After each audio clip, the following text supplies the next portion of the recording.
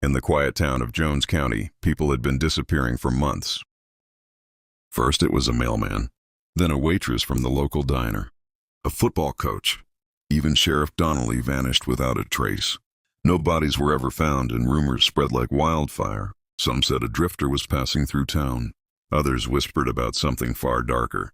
Caleb Miller followed every story closely, but he never imagined the truth was sleeping beside him. Caleb was a mechanic who lived with his wife Hannah on the edge of town. Hannah was loved by everyone. She taught Sunday school, baked pies for neighbors, and always seemed calm and kind. If anyone had accused Hannah of hurting a fly, Caleb would have laughed.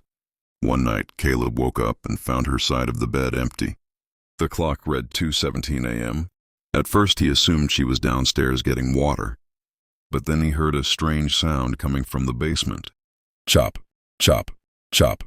It was wet and heavy like a butcher chopping meat. Caleb crept downstairs and stopped cold.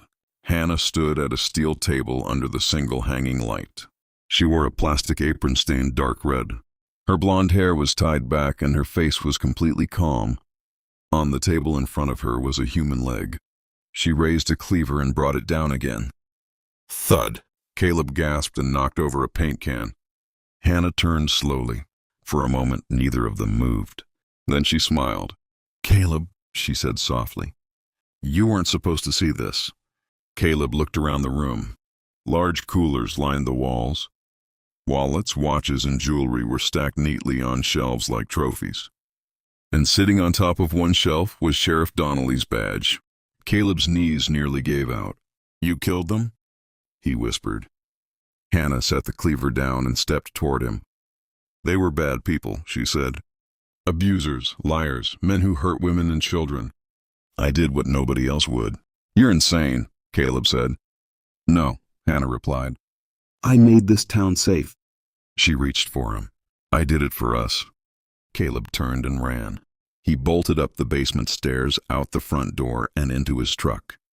His hands shook as he started the engine. As he backed out, Hannah stood in the driveway, covered in blood, staring at him with a look that was almost hurt. By sunrise, state police surrounded the Miller house. What they found shocked the entire county. The remains of 11 missing people, detailed journals written by Hannah, listing each victim and why she believed they deserved to die. The woman everyone trusted most had been the killer all along.